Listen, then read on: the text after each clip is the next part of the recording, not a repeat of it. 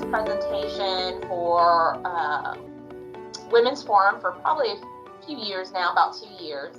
But I also work for CareerArc, which is a third-party vendor that works with employers that lay off candidates to help them with their resumes, their transition out, as well as LinkedIn. So I'm always daily on this. I'm very excited to share with you guys what we're going to talk about today. So my presentation is going to cover what you should be including or focusing upon for your LinkedIn profile. I'm going to highlight some new features, especially some features that are brand new in response to COVID, how to network using LinkedIn, and then give you kind of the differences between using LinkedIn Basic and Premium to help decide what's going to be best if you're trying to move forward in your job search. So there are 7 quick things that you should be doing on your LinkedIn, from your profile, your skills, the documents that you upload, to even how you actively network through there. So I'm going to go through each one with you all.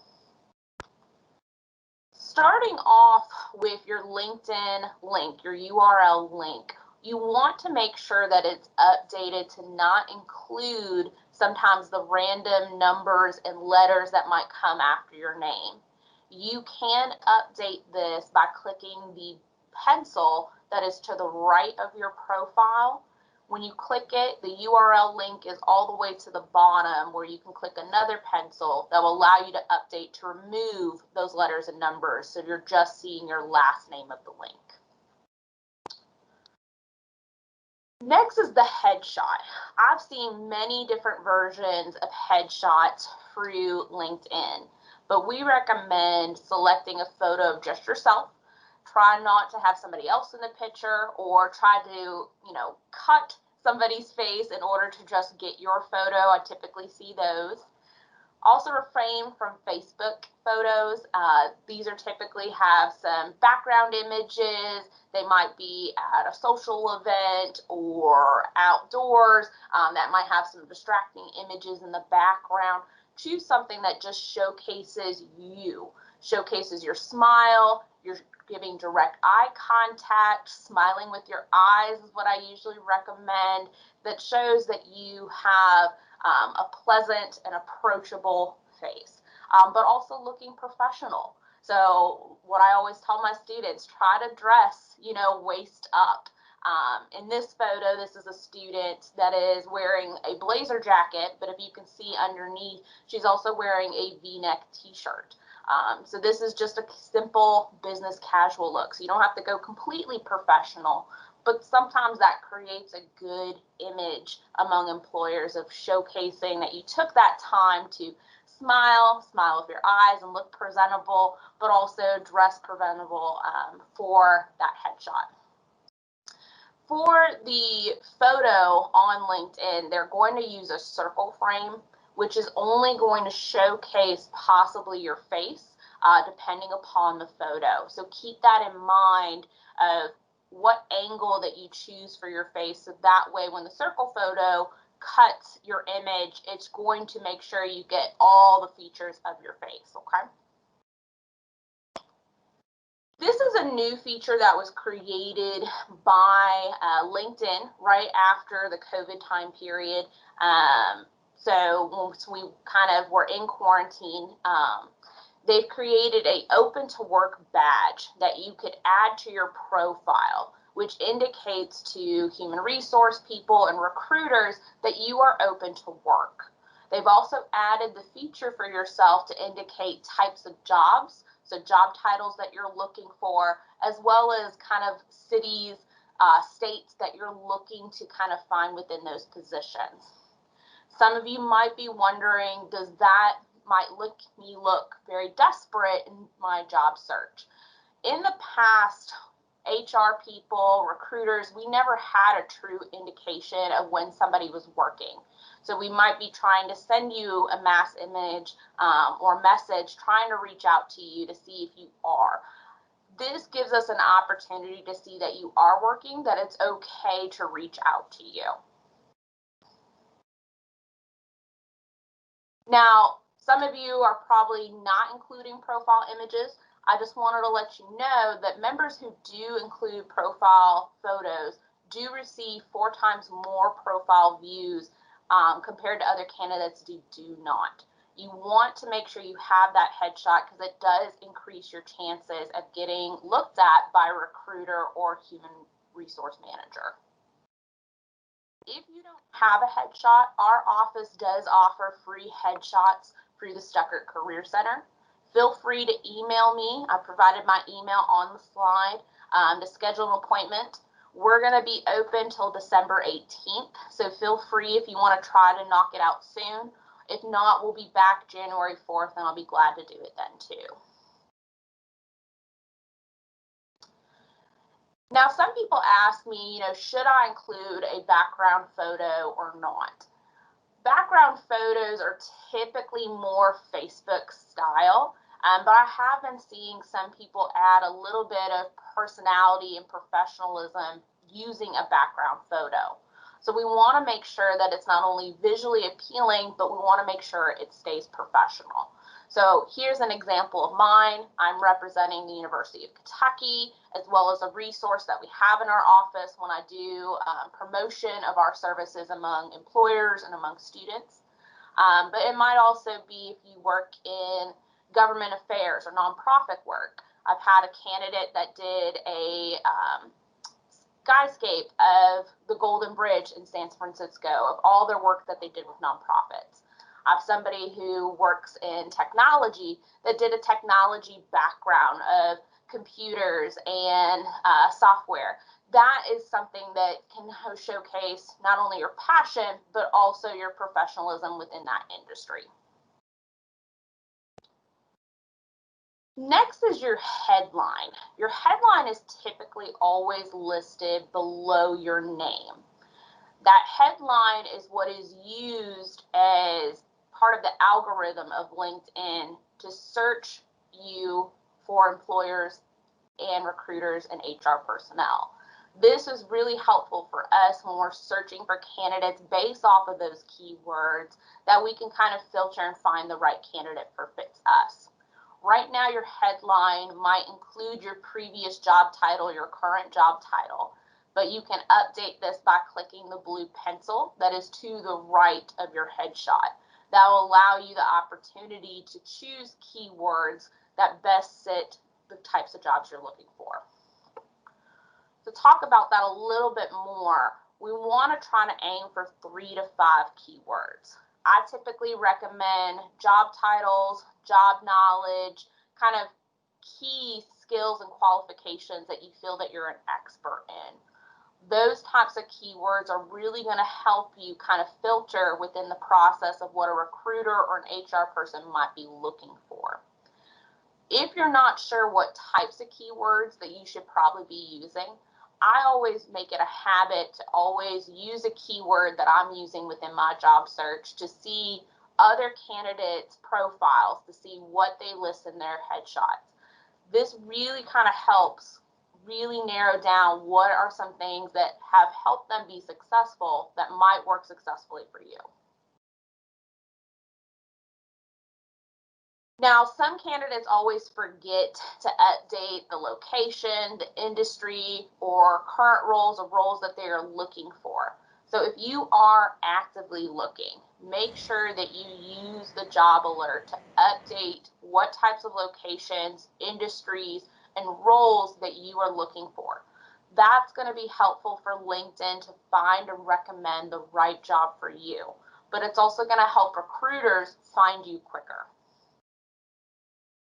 Now, people who don't do this are more likely not to get recruited by a recruiter. But if you do this, you are 23 times more likely to be found within many searches by HR personnel and recruiters. So trying to update that consistently based off of what you're looking for is always going to be helpful for you. Now, I've always got this question every time I do this presentation of, being worried about employers or coworkers seeing you update your profile. There is a feature in your settings where you can turn off notifications to your network that you are updating your profile. Once you turn that off, that allows you full access to completely update your entire profile without your network knowing. And then you can go back to republish your profile so that way employers see it and your current employer and coworkers will not know of your changes. Next is the summary section or the about section. This is where we really want to hear your story, but we want to keep it short and sweet so that way the HR person can focus on other areas that are more compelling to what they're looking for qualifications for that job. So I typically recommend 2 to 3 short paragraphs, about 3 to 4 sentences each. We really want you to focus upon listing key skills, competencies, and your expertise.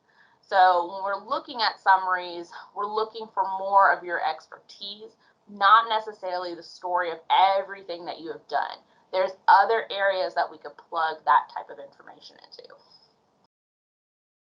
Now, every time I usually read the summary, I'm sometimes getting grammatical mistakes, so always remember to proofread it. Have somebody in our office, have a close friend, previous supervisor or mentor, somebody to read it to see that they are truly capturing what you want to say.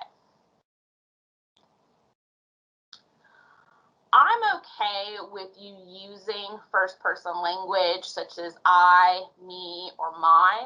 LinkedIn is meant for connection, so this is definitely a more casual but yet still professional networking opportunity. So using pronouns, personal statements such as I, me, and my are absolutely acceptable in this. But typically with a resume, we try to refrain from using that type of language.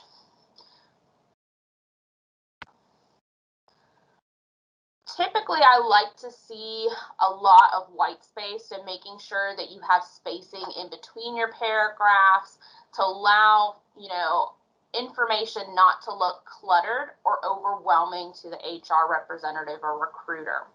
Sometimes when we see those long paragraphs, it can be very overwhelming to us, and we're always trying to kind of scan through the information before we skip over to the next section on your profile or in your resume. So try to keep it short and sweet and allow for spacing so that way it doesn't look too cluttered. Lastly, the keywords. As I mentioned, LinkedIn does have an algorithm system where they're using your keywords to match keywords that employers are using to search for candidates.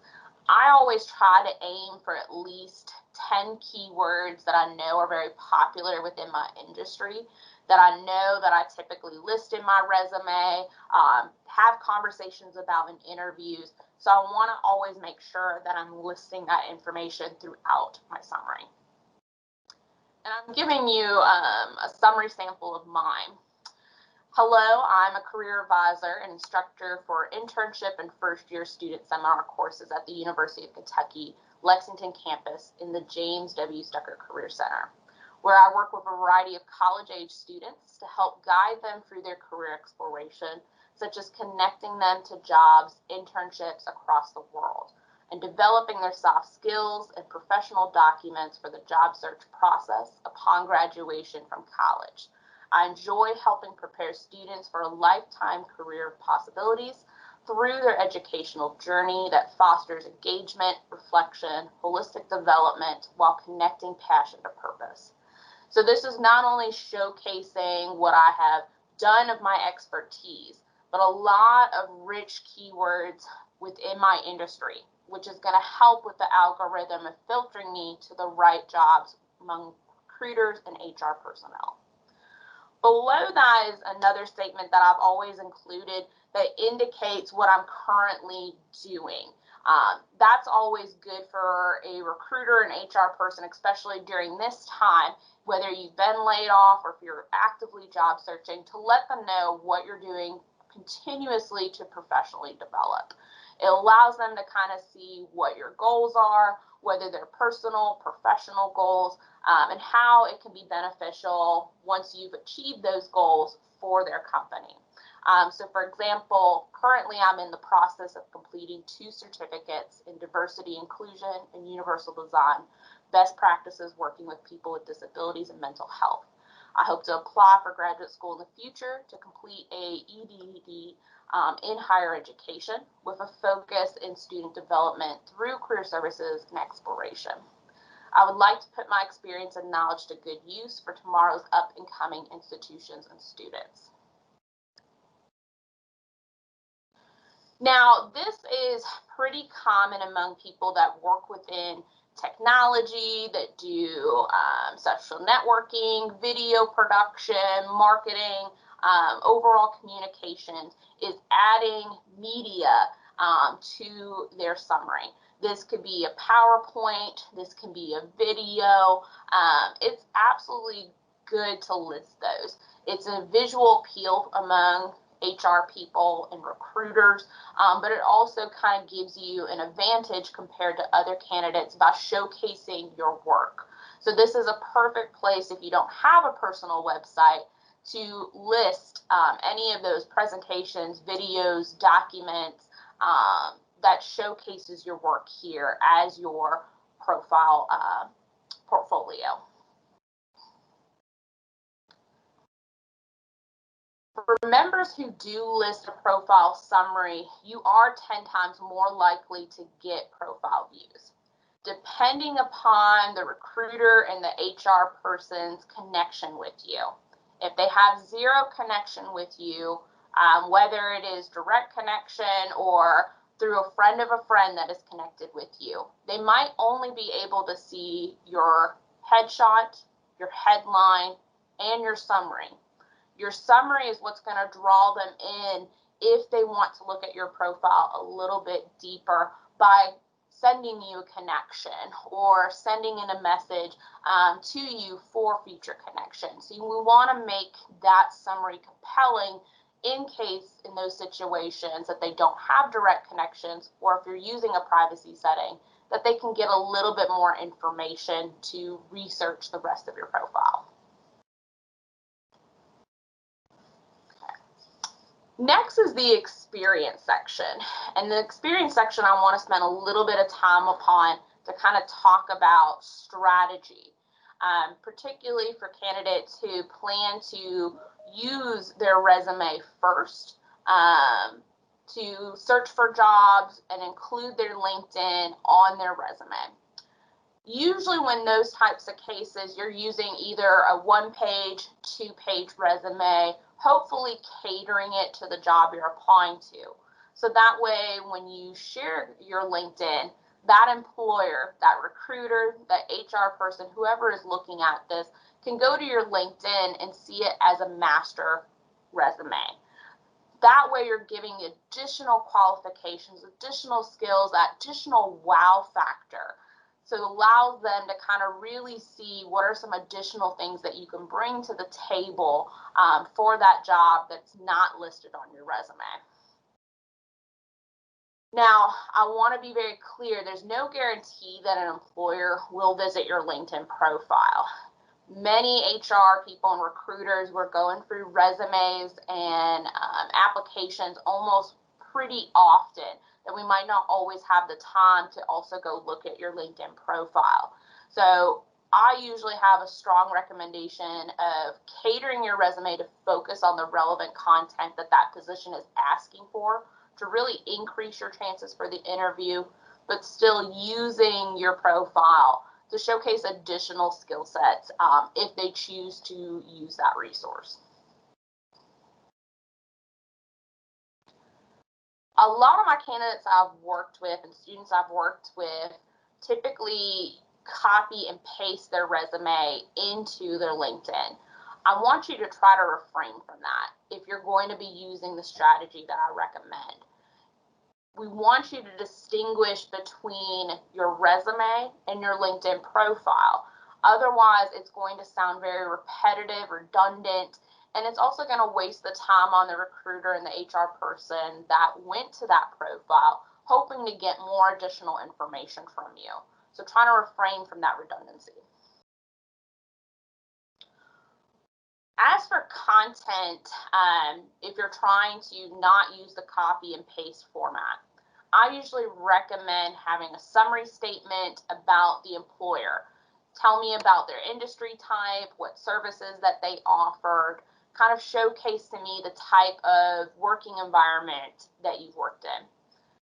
Summarize your role at the company. So what was the purpose of your role? What was kind of the overall responsibility of your role? And then list at least 3 of your top responsibilities. Include management and supervision, any trainings that you've done, people that you've led. We're looking for those type of rich details. When it comes to big projects, there's another section that we could add that in. But for here, I just want you to focus upon what are your top responsibilities for the role.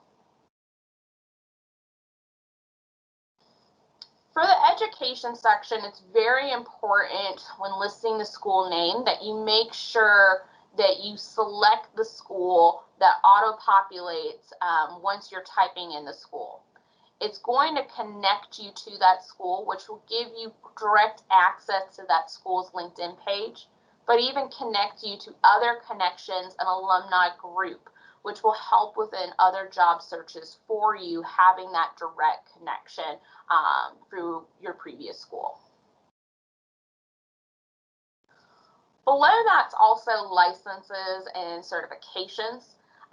These certifications do not have to have a certificate. These can also include non-certificate trainings. So make sure that you list those with the correct title, especially the issue date of when you've taken it.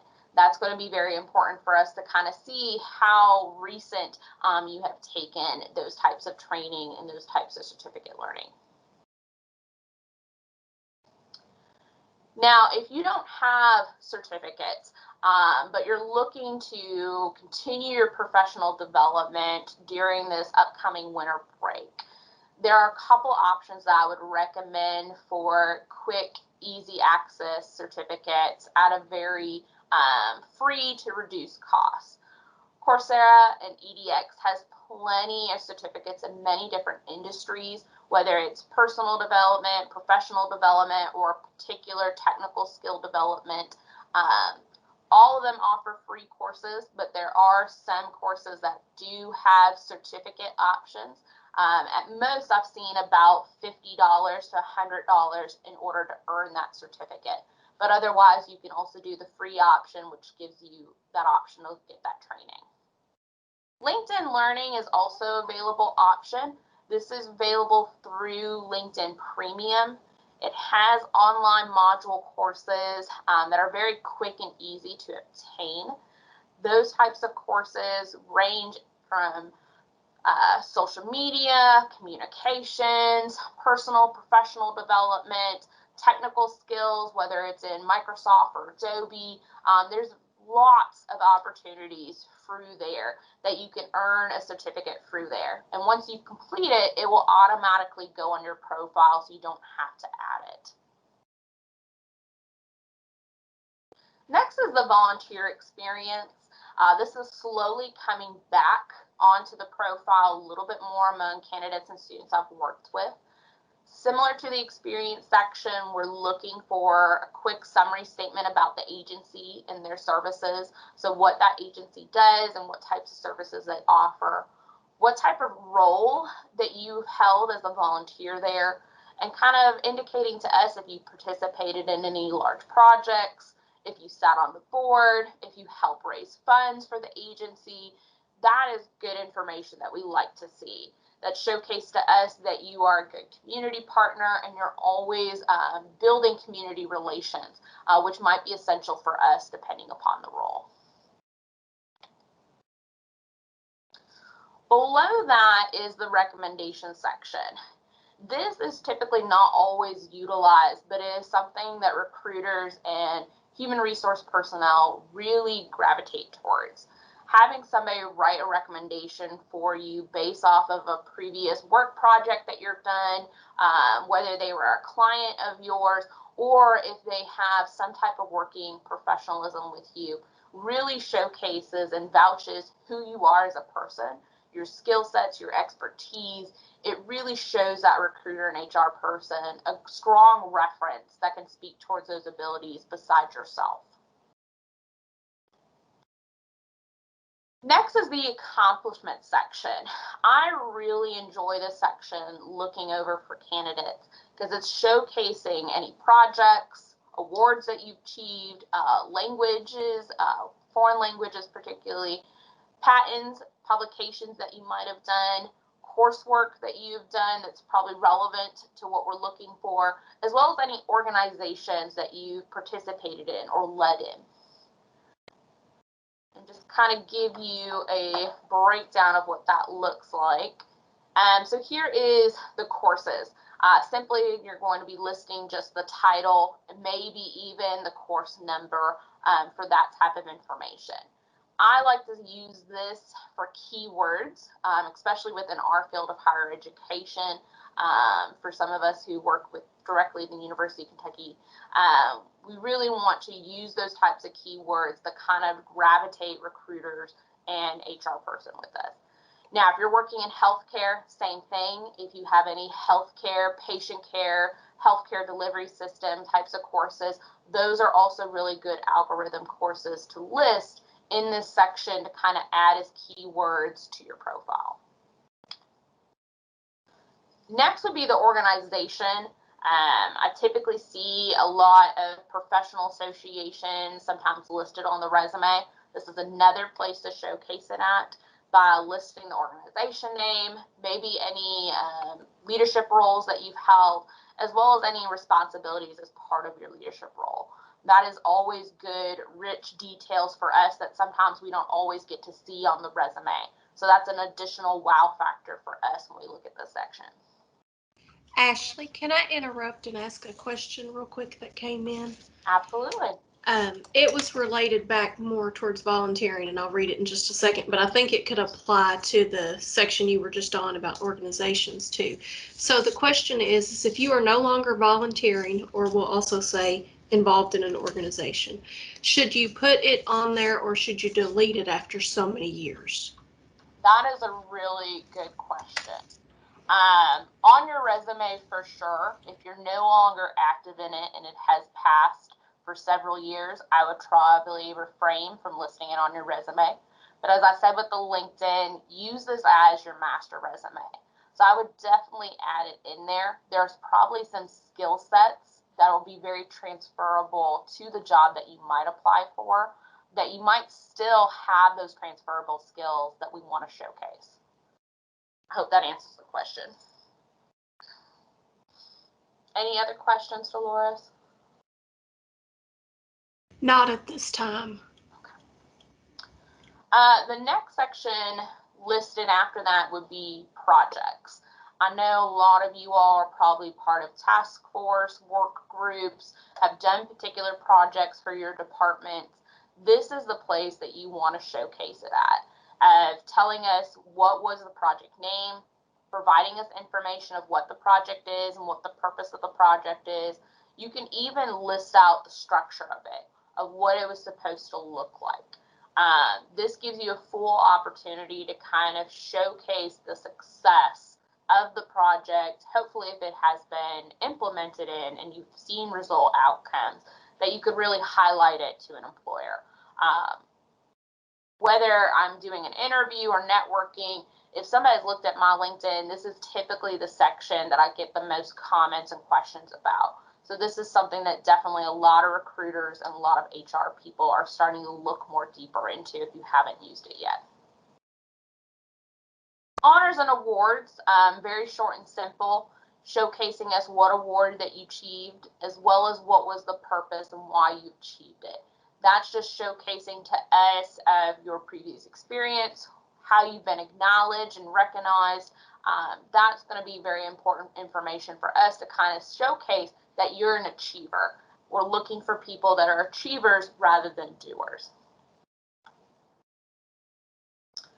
Next is the skill section that I wanted to really focus upon today. Depending upon the candidates that I work with, Some candidates use the skills and endorsement sections and some do not. Today, we see about roughly 40% of recruiters using the skills to search for talent.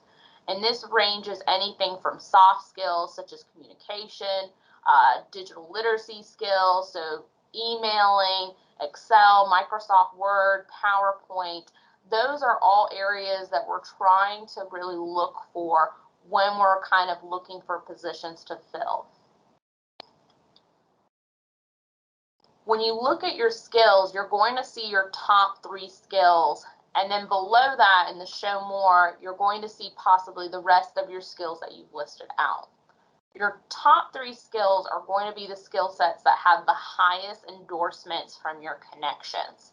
I usually recommend kind of having more than 8 or above people endorse you for your skill sets. You also want to choose skill sets that you want employers to see.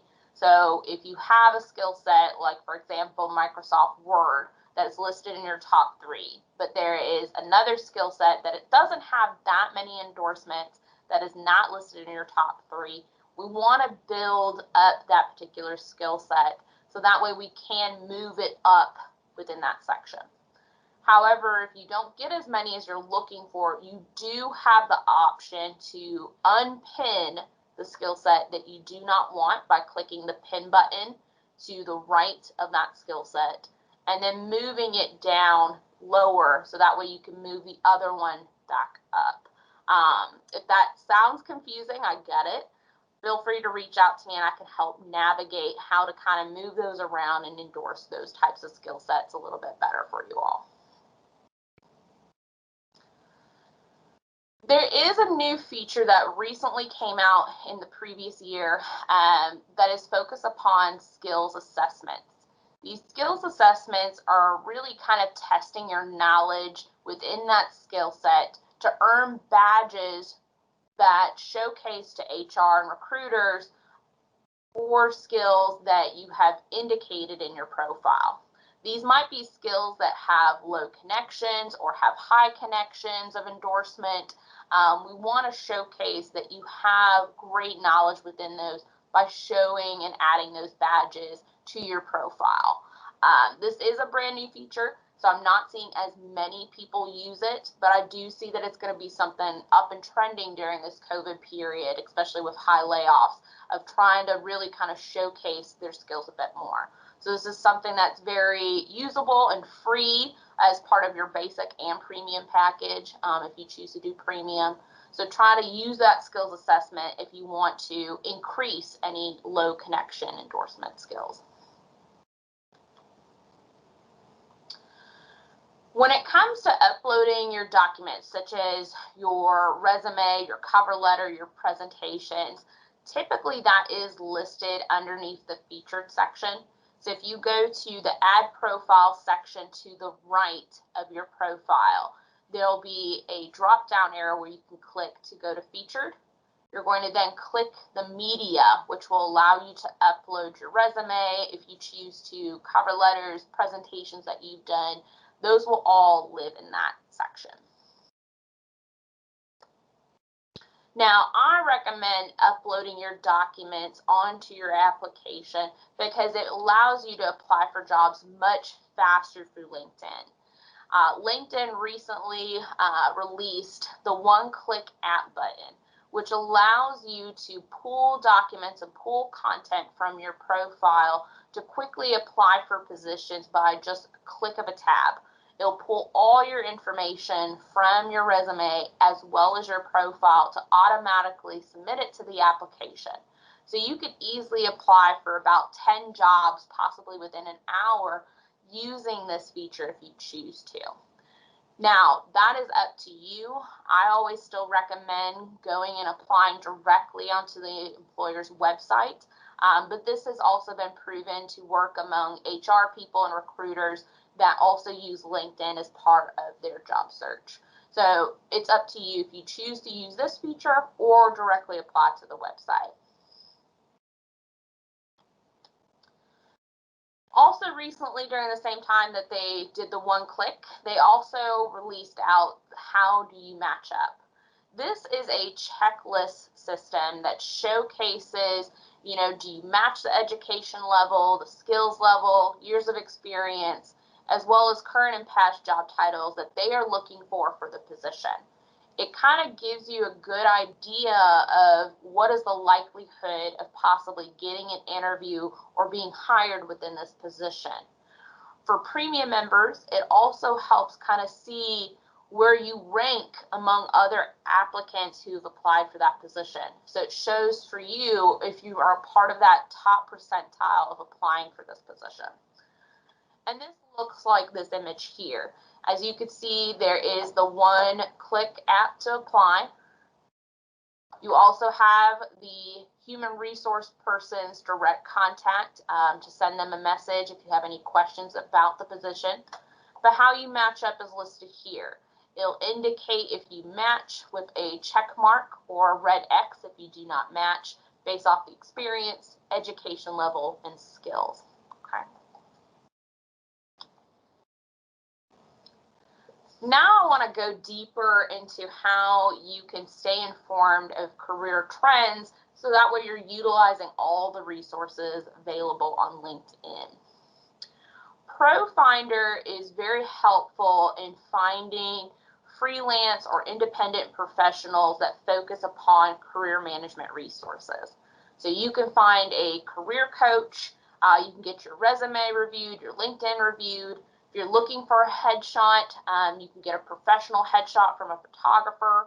If you need help preparing for an interview, all that is available there. But there's also additional services, such as if you're looking for a CPA, tax consulting, business law, PR consulting. If you're looking to start your own business, there's small business consulting available as well. So this gives you direct access, some additional resources in the area of businesses that offer these types of career management and other professional development and personal development or personal resources that you might need.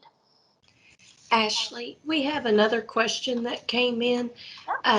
They want to know if the how you match tool, is it just for premium members or is there a free version as well? And I would say that for the ProFinder too that you just looked at. Yeah, that is available for both basic and premium. So when you click on the job, I usually always recommend to look to the right-hand side of the job, as well as go to the employer page by clicking either the employer name or the employer image to go directly to their profile, which also includes that information for yourself. Thank you. I will also say we are down to like 5 minutes left of this presentation, yeah. So time has flown and you're doing great, so just keep on teaching us things. There is SlideShare, which is available for LinkedIn Basic and Premium, that is focused upon providing presentations, infographics, documents within your industry. So if you're looking to advance your knowledge within the field, this is a great place to look for it. Or if you're looking to do a presentation, updating it with this information. Also, as part of SlideShare, we do have many different areas that you could focus upon, whether it's educational field, engineering, entertainment, environmental. We have presentations and documentations and resources in all of those types of areas. So that is some good information to use if you're looking to kind of stay in trend of what's new out there. The groups is probably the most useful for networking. We want you to be actively kind of searching for groups that match your industry, that match your interest, so that when there are jobs posted through these groups, you're going to get updates very quickly of those types of jobs, but also hopefully some connections within those groups to help endorse you for those jobs. LinkedIn Learning, I've already mentioned before, includes many different online visual modules from technical fields to communication, marketing, and so on. So this is a resource that has some free courses available for basic, but predominantly this is more of a resource for premium members. You have the option to do the free month trial to kind of explore this option with premium. But after that, it's going to be $29.99 monthly in order to be part of a premium member. As for staying active with LinkedIn, it is up to you as well as where you are in your job search. We want you to actively be engaged with your network, letting them know when you're updating your profile, so that way we're kind of getting up to date of what you're doing. You could choose to share updates by posting stuff that's relevant to your field, so industry news, trends, fun facts, posting anything from slide shares that you've recently read, any videos, pictures. So ideally, it's going to be very similar to the Facebook, but we want to keep it professional and relevant to your industry and the types of jobs that you're looking for. You can like, follow, share, comment, friend request, or connection request others of what they're posting or what you're posting. Ideally, we really want you to look like the person in the know if you're going to choose to actively post on here. We want to showcase your knowledge in the field, your expertise in the field, and really showcase for yourself, you know, that you're the person in that know that's going to be part of that huge network of opportunities. That's what's going to gravitate employers and HR people. As for your networks can be anything from business contacts, from people you met at events, meetings. We really want to keep that open to whoever you might professionally meet within your industry. So you could ask in person at events. You could use the contacts for referrals. You could also use the new Find Nearby feature on the mobile device. This is brand new and probably in the last 2 to 3 years now, that allows you to turn on your location to see people around you at that event or near you in that area of that networking event or social outing, wherever you are, to kind of see who's near you, who has some profiles, so that way it gives you direct access of who to connect with. I use this tool most often for conferences, just in case if I missed their last name, I could easily kind of hopefully find them by looking at their photo, looking at their first name, and knowing that they're nearby to help me find them. There's also the QR code now that you could use that you can automatically populate for a person that is looking to have your resume, have your LinkedIn, or wants to set up for a personal interview. This is a much quicker and easier way for them to kind of open up their camera, to scan the code, so that way they can immediately get to your profile and get your information. Ashley, I'm going to interrupt again for just a moment because we have reached 9:30. So I just want to, if some people need to step away, I want to kind of give them some guidance and where to go, but then we'll allow you to kind of finish if you want, and it'll be recorded and people can see it. So one question that we got was asking whether you, or if there was another service at UK where people could get feedback on their LinkedIn profile, their resume, things like that. And I responded and told them that they could reach out to you, but there was also someone in UK HR that works with career advancement for UK employees who are trying to work through UK's system. So I just wanted to share that with people. And then I also wanted to say that there's a break coming up next. So in like 3 or 4 minutes, they will start doing more drawings. So you all might want to enter that room in just a few minutes. But as I said, we're going to hang out here, let Ashley keep going. You're welcome to stay if you want to hear what else she has to say right now, or it will be recorded and you can watch it later. So Ashley, I'll turn it back over to you. Thank you. Next is the network message. I typically do get a lot of messages pretty frequently during the week. These messages are typically wanting to connect with me, offer jobs or offer services. So it's very important that if you're reaching out to a recruiter, an HR person, or a contact for a potential job, that you personalize it. because we typically do get a lot of messages through this avenue. So we want you to focus upon where you met with us, what conversation that we've had. So tell us, exactly where we met, time and date, what was the conversation details, but also be very direct in your ask that you are looking for opportunities and you would like to discuss over a informative interview, personal interview, of our opportunities.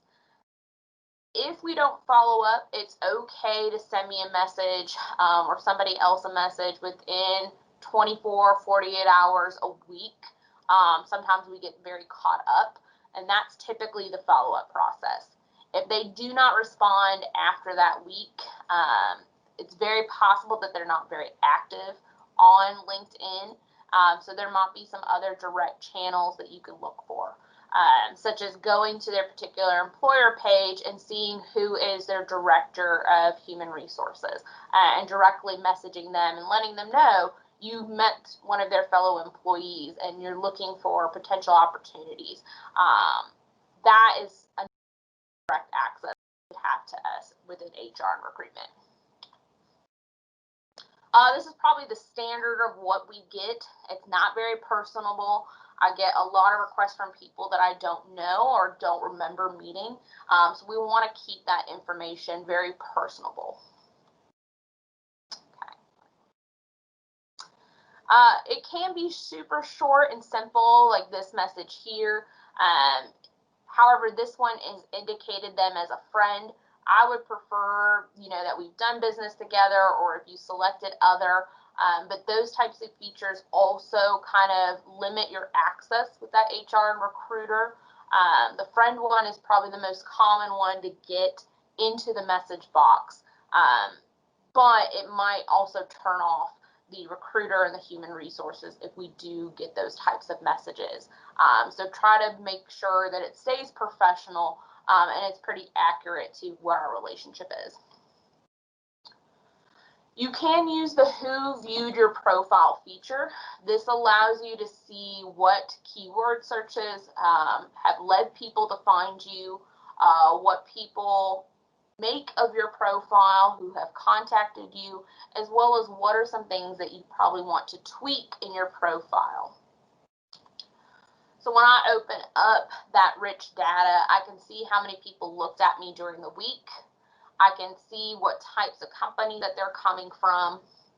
I can see what types of roles that they have, as well as what keyword searches that they use to find me.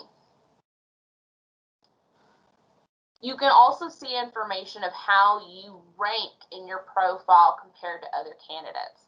Now, this is available more for the premium and not the basic. This is very helpful for premium members to kind of see where they rank among other people within their industry, to see where you need to add more to your profile. And LinkedIn will also indicate for you what are some areas that you need to develop upon in order to get higher up in the top ranking. So now we've come slowly to the end that I could talk more about basic and premium. With basic, this is the most common one that people use to craft their profile, connect with professionals, and build their network.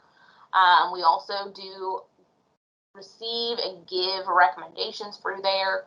We can request up to 5 introductions at a time, and that's using the messaging system.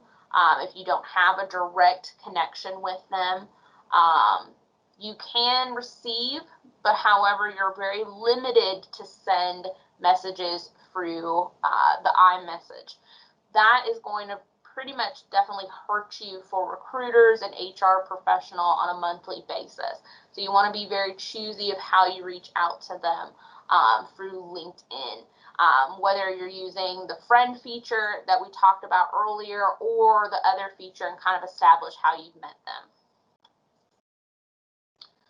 Also with the basic, you could save up to 3 job searches, job alerts pretty weekly. That's going to give you an opportunity to kind of always cater your job search and kind of filter through the basis.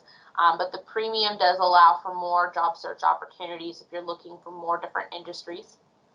You can see the last people who viewed your profile, but most likely it's not going to showcase their name or their headshot or information that gives you direct access to who they are. It's going to provide you the information I showed you of where they worked, what's their job titles, and that's about it.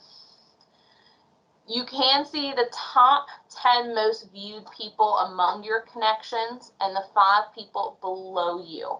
That's going to help you kind of see where your ranking is and where your profile is among your connections.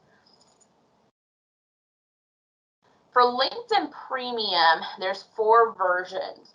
The Job Seeker, the Sales Navigator, that's more focused upon product sales, particularly within sales management, product development, depending upon what types of services that businesses might need. Recruiter Lite is where more recruiters and HR personnel navigate for job postings, and Business Plus is available for people that have a business or are planning to start a business. For you all, you're going to be using the Job Seeker feature, which will give you direct messaging to anyone, so you can message many recruiters and HR people as you want. You can see who's viewed your profile over the last 90 days, plus additional keywords that got them to your profile. You can see the top 100 most viewed people in your network and how you rank against them within your professional industry. The online videos that we talked about with LinkedIn Learning is available to you using the premium package, so you can earn as many certificates as you want. You have instant access to salary information by browsing jobs without sharing your personal data. You can expand your search listings, which means that you can really push your profile to many jobs and recruiters and HR people, that they can easily see your name among the top candidates within that industry. Keyword suggestions will always be applied for you, so they'll send you an email probably on a weekly basis of suggestions of what you should add to your profile to increase your chances within your focus. Your profile also allows for LinkedIn members to send you messages, but it might not necessarily be premium themselves, so it gives you more direct access for recruiters and HR people to reach out to you through the messaging system. You'll also get additional features such as years of experience, your function, seniority level, your interest, company size, your fortune, when you join groups. Those are some additional features that have been also added to the profile section if you choose to. But ultimately, premium is designed more for business development, sales, recruitment, marketing, but it also helps out job seekers who are probably actively as well as struggling within their job search to help filter them among these recruiters and HR people. So it's really important for you to kind of decide, is the basic working for me, or do I need to use LinkedIn Premium to give me that additional edge? That's what's going to really kind of dedicate for you, is this going to be beneficial for me? But if you're somebody who's not actively using LinkedIn, this is also a good question to ask yourself. Do you have the time and effort to willingly, create impact on premium? If you're not going to dedicate a lot of time to this, basic might be the best option for you at this time to utilize that for a resource before purchasing